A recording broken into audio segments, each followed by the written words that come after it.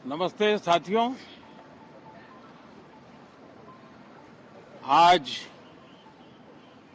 सावन का पहला सोमवार है। इस पवित्र दिवस पर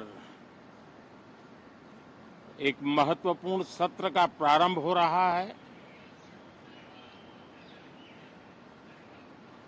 और सावन के इस पहले सोमवार को मैं देशवासियों को बहुत बहुत शुभकामनाएं देता हूं। आज संसद का मानसून सत्र का भी आरंभ हो रहा है। देश बहुत बारीकी से देख रहा है कि संसद का यह सत्र सकारात्मक हो, सृजनात्मक हो और देशवासियों के सपनों को सिद्ध करने के लिए एक मजबूत नींव रखने वाला हो। साथियों, भारत के लोकतंत्र की जो गौरव यात्रा है उसमें ये एक महत्वपूर्ण पड़ाव के रूप में मैं देख रहा हूं। व्यक्तिगत रूप से मुझे भी, हमारे सभी साथियों को भी ये अत्यंत गर्व का विषय है कि करीब 60 साल के बाद कोई सरकार तीसरी बार वापस आए और तीसरी पारी का पहला बजट रखने का सौभाग्य प्राप्त हो। ये भारत के लोकतंत्र की गौरव यात्रा की अत्यंत गरिमापूर्ण घटना के रूप में देश इसे देख रहा है। ये बजट सत्र है।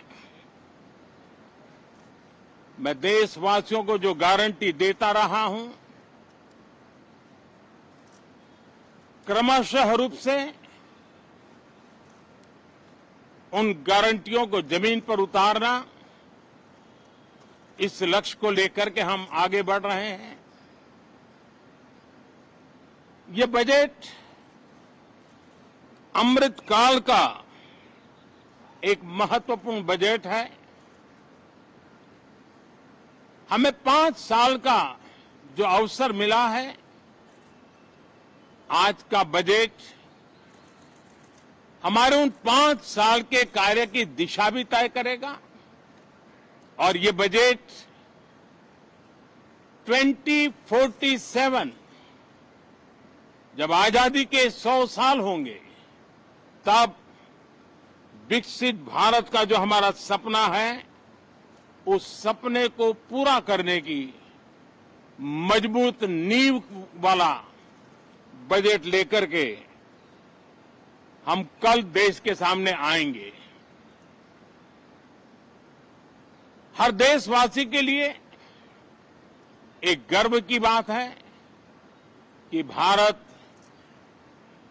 बड़ी इकोनॉमी वाले देशों में सबसे तेज गति से आगे बढ़ने वाला देश है।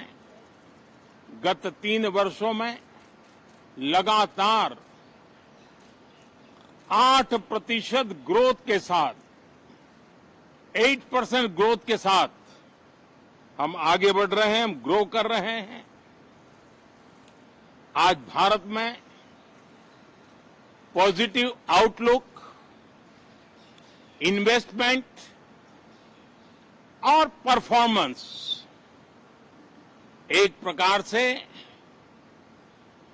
अपॉर्चुनिटीज की पीक पर है।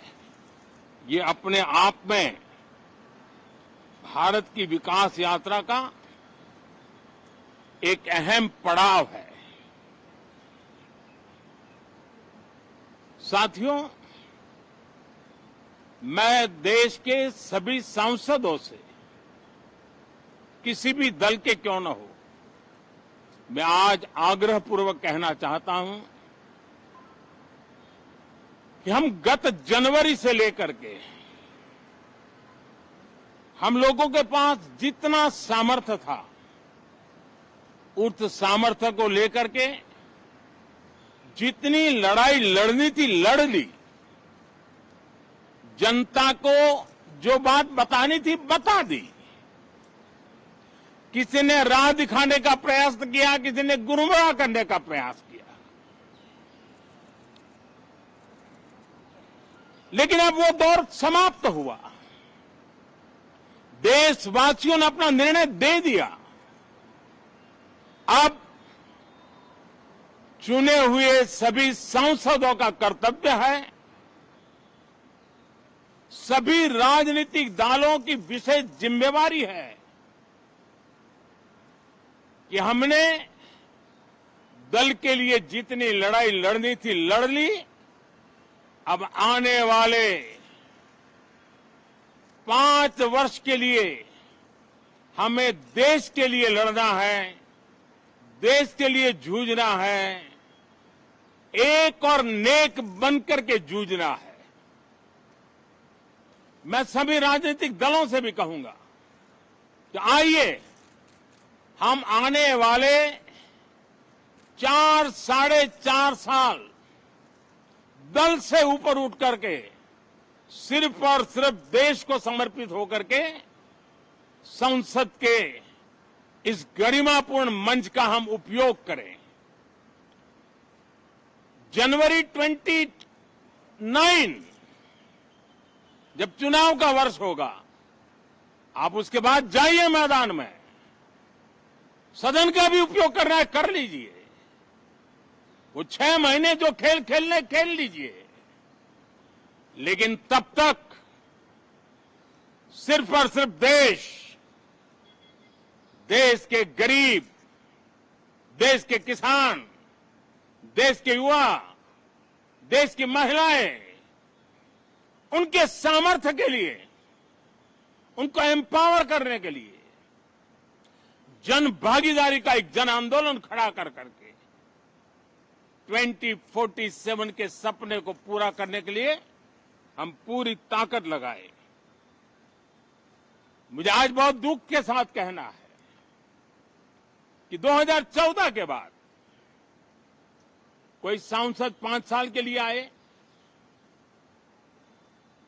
कुछ सांसदों को 10 साल के लिए मौका मिला, लेकिन बहुत से सांसद ऐसे थे जिनको अपने क्षेत्र की बात करने का अवसर नहीं मिला, अपने विचारों से संसद को समृद्ध करने का अवसर नहीं मिला, क्योंकि कुछ दलों की नकारात्मक राजनीति ने देश के संसद के महत्वपूर्ण समय को एक प्रकार से अपनी राजनीतिक विफलताओं को ढांकने के लिए दुरुपयोग किया। मैं सभी दलों से आग्रहपूर्वक कहता हूं कि कम से कम जो पहली बार सदन में आए हैं, ऐसे बहुत बड़ी संख्या में हमारे माननीय सांसद हैं और सभी दल में हैं, उनको अवसर दीजिए, चर्चा में उनके विचारों को प्रकट करने का मौका दीजिए, ज्यादा से ज्यादा लोगों को आगे आने का अवसर दीजिए। और आपने देखा होगा कि पार्लियामेंट के नए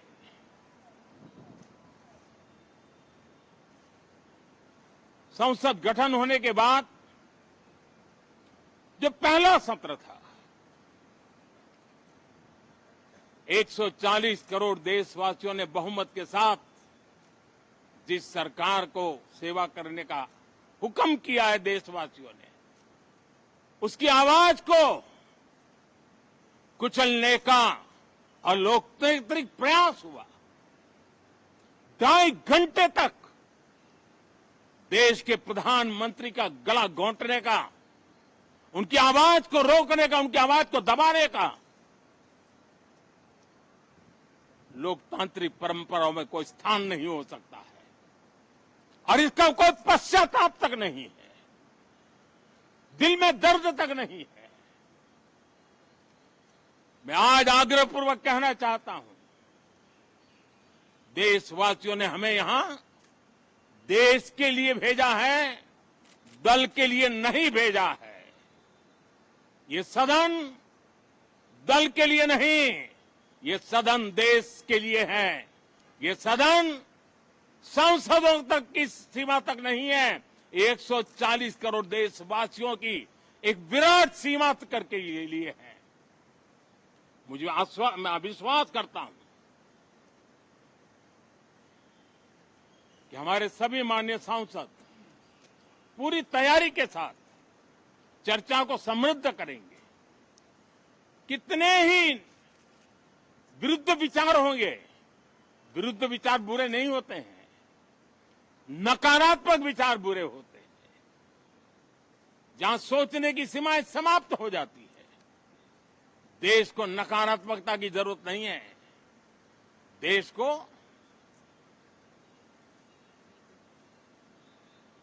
एक विचारधारा, प्रगति की विचारधारा, विकास की विचारधारा, देश को नई ऊंचाइयों पर ले जाने वाली विचारधारा से हमें आगे बढ़ाना होगा। मैं पूरा ही आशा करता हूं कि हम लोकतंत्र के इस मंदिर का भारत के सामान्य मानवीय की आशा आकांक्षाओं को पूर्ण करने के लिए सकारात्मक रूप से उपयोग करेंगे। बहुत बहुत धन्यवाद साथियों।